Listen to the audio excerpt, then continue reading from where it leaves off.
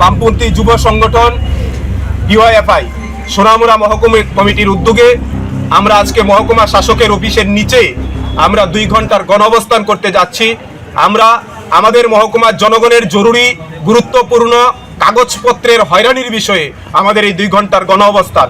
আমরা আমাদের এই গণঅবস্থানে আমরা প্রশাসনের কাছে দৃষ্টি আকর্ষণ করতে চাই যে আমাদের মহকুমা শাসক অফিসে এই সময়ের মধ্যে আমাদের প্রায় পিআরটিসির পাওয়ার ক্ষেত্রে জনগণ নতুন প্রজন্মের ছাত্র বন্ধু তার পিআরটিসির জন্য সে বিভিন্ন কলেজে ভর্তি হতে পারছে না, এই পিআরটিসির জন্য আবেদন করছেন।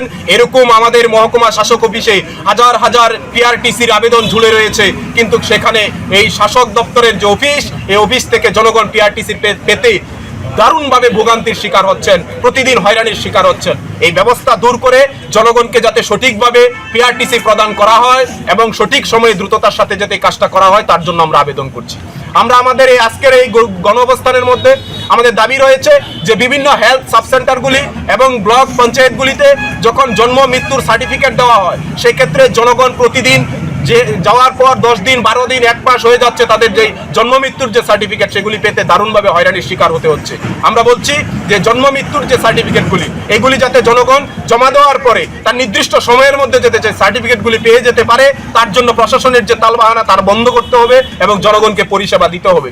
আমরা এই সময়ের মধ্যে মহকুমা আমাদের রাজ্যে নতুন করে সরকার চালু করেছেন, বিভিন্ন কাজের ক্ষেত্রে পিআরটিসি মেরিট সার্টিফিকেট গুরুত্বপূর্ণ বিষয় হয়ে দাঁড়িয়েছে। আমরা দেখছি এই মেরিট সার্টিফিকেট করার ক্ষেত্রে দারুণভাবে জটিলতা সেখানে তৈরি করে দিয়েছেন সরকার। এই কাগজ লাগবে, সেই কাগজ লাগবে, পঞ্চায়েত মেম্বারের সই লাগবে, কাউন্সিলরের সই লাগবে, সেখানে বিভিন্ন এমএলএ সই লাগবে, বিভিন্নভাবে জনগণকে হয়রানির শিকার হতে হচ্ছে এই মেরিট সার্টিফিকেট পেতে গিয়ে। এই মেরিট সার্টিফিকেট না হলে পরে আবার তার অন্য একটা কাজ হচ্ছে না, আর মেরিট সার্টিফিকেট দিতে গিয়ে বিভিন্ন ধরনের কাগজপত্র চেয়ে বসে রয়েছেন, আর সেখানে তার এই জায়গায় ভোগান্তির শিকার হতে হচ্ছে। জনগণ এই পরিষেবা যাতে সচলভাবে করা যায়, জনগণ যাতে সঠিকভাবে পরিষেবাটা পায় তার জন্য আমরা আবেদন করছি। আমরা দেখছি যে আমাদের মহকুমায় ফুড দপ্তরে রেশন কার্ডে নাম তুলতে জনগণ দিনের পর দিন পায়ে হেঁটে এসডিএম অফিসে সেখানে ফুড দপ্তরে লাইনের পর লাইন দাঁড়িয়ে রয়েছেন। বিকাল 5টা বাজছেন, দিনের পর দিন তারা চলে যাচ্ছেন আর কাজ হবে না বলে সেখানে তাদেরকে কর্ণপাত করছেন না। নতুন রেশন কার্ডে নাম তুলতে গিয়ে তারা প্রতিদিন হয়রানির শিকার হতে হচ্ছে এবং দিনের পর দিন লেগে যাচ্ছে, কিন্তু কাজটা করছেন না। ফুড দপ্তর কি করছেন আমরা জানি না। আমরা বলছি আপনারা সরকারে আছেন, আপনারা জনগণকে পরিষেবা দেওয়ার জন্য সরকারে এসেছেন, আপনারা বসে আরামায়েশ করার জন্য সেখানে দপ্তরে বসে রয়েছেন না। এর জন্য আমরা আগামী দিনে বৃহত্তর আন্দোলনে যাব যদি জনগণ সঠিক পরিষেবা না পায়। এবং আমাদের আধার কার্ড আপডেটের নামে আমরা দেখছি যে আমাদের মহকুমা শাসক অফিসে আধার কার্ডের আপডেট হচ্ছে।